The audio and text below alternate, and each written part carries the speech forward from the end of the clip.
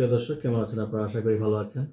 আমি ফরহাদউদ্দিন আহমেদ বিয়া, advocate, appellate division, supreme court of Bangladesh.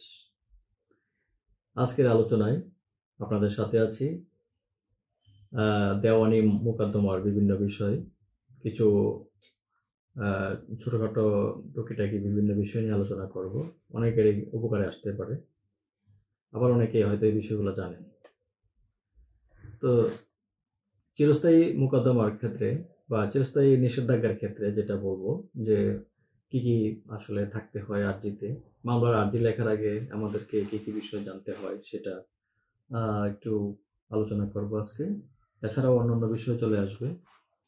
কোনো সম্পত্তি কেউ যদি জোরপূর্বক দখল করে নিতে চায় তাহলে এই ধরনের মামলা করতে হয়, এটা আমরা জানি, চিরস্থায়ী নিষেধাজ্ঞার মামলা।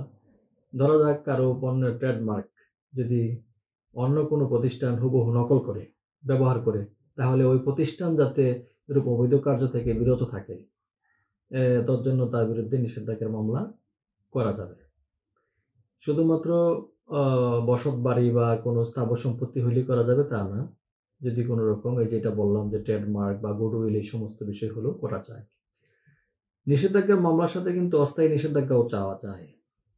আমি যেটা বললাম যে পার্মানেন্ট ইনজাংশন মামলার সাথে কিন্তু অস্থায়ী যে টেম্পোরারি ইনজাংশনও চাওয়া যায়। যে আইনে কিন্তু এই মামলা দায়ের করা হবে সে আইন সম্পর্কে স্পষ্ট ধারণা থাকা কিন্তু আমাদের প্রত্যেকের জরুরি, না হলে ক্লায়েন্ট ক্ষতিগ্রস্ত হবে। কেবল আমরা যদি একটা স্যাম্পল বা স্পেসিমেন আর্জি দেখে যদি আর্জি লিখি তাহলে কিন্তু ঠিক হবে না। এটা যারা আমরা আইনের ছাত্র, যারা আইন পেশায় জড়িত আছি, সংশ্লিষ্ট অনেকেই জানেন, এবং যারা জানেন না তাদের কাজে লাগবে। হয়তো নিজের মতো করে মামলার প্রেক্ষাপট অনুসারে কিন্তু সাজাতে হবে। এখন প্রশ্ন আসতে পারে যে কোন আইনে এই মামলা করা যেতে পারে? সুনির্দিষ্ট প্রতিকার আইনের এসআর অ্যাক্ট, যেটাকে আমরা বলি আর কি, যে স্পেসিফিক রিলিফ অ্যাক্টের 1877 সালে যেটা হয়েছে 54 ধারা মতে কিন্তু এই মামলা দায়ের করা যায়। এখন বিবাদী যদি বাদীর ব্যবহার সত্ত্বে তথা মানে ইজমেন্টে বাধা দেয়, তাহলে সেই ক্ষেত্রে ব্যবহার সত্ত্ব আইন 1882, যেটা ইজমেন্ট রাইটস অ্যাক্ট 1882 এর সেকশন 35 মতে নিষেধাজ্ঞার মোকদ্দমা করা যায়, কিন্তু ওইভাবেও করা যায়। তো নিষেধাজ্ঞা কখন মঞ্জুর হয় আর কখন হয় না, সেটাও তো একটা প্রশ্ন আসতে পারে। পারপিচুয়াল ইনজাংশন কখন গ্রান্টেড হয়, কখন গ্রান্টেড হয় না? যখন প্রতিবাদী অর্থাৎ যিনি বিবাদী হন, বাদীর সম্পত্তির অধিকারে অথবা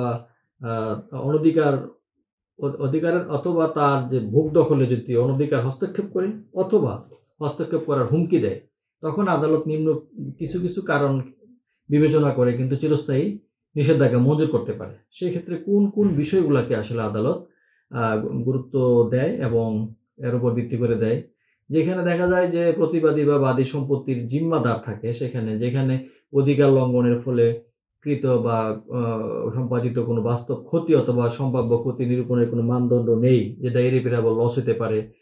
যেখানে আপনারা দেখা যায় যে অধিকার লঙ্ঘন এমন ধরনের যে আর্থিক ক্ষতিপূরণ দ্বারা ওটা পর্যাপ্ত প্রতিকার পাওয়া যাবেই না।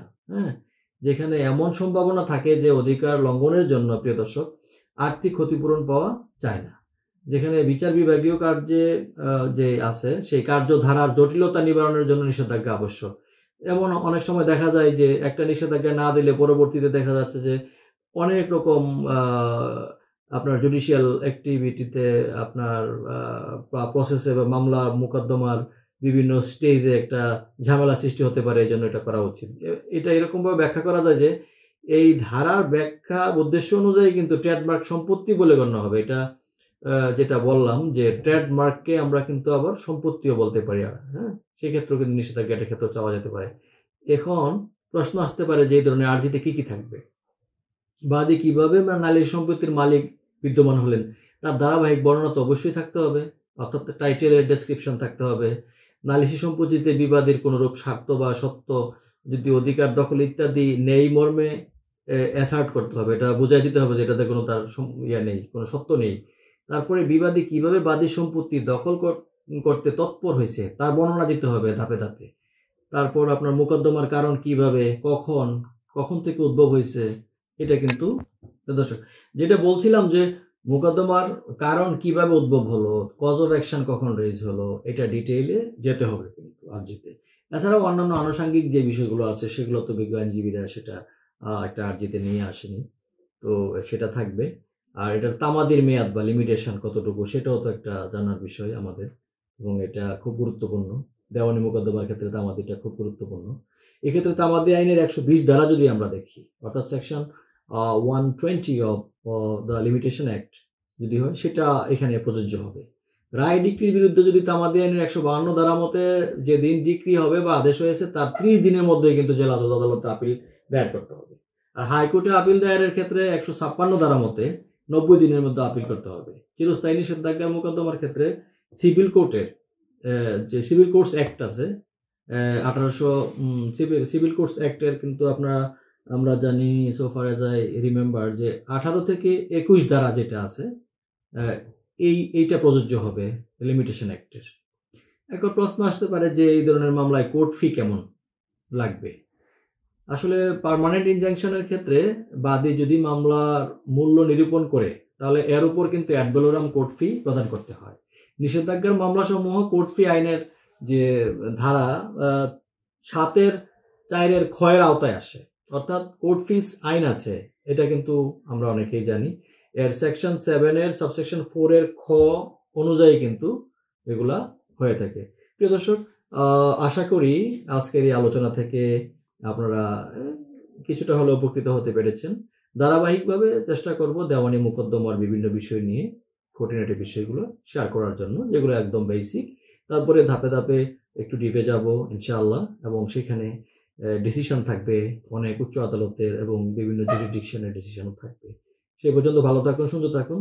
চলুন আমরা দুর্নীতিমুক্ত বাংলাদেশ গঠনের প্রত্যেকে যার যার ভূমিকা রাখি এবং আইন মেনে চলি, আইনের চর্চা করি, আর পরনিন্দা, পরচর্চা, অহংকার, লোভ এবং মিথ্যা মামলা দায়ের করা ও মিথ্যা সাক্ষ্য দেওয়া থেকে নিজেদেরকে বিরত রাখি। ধন্যবাদ সবাই।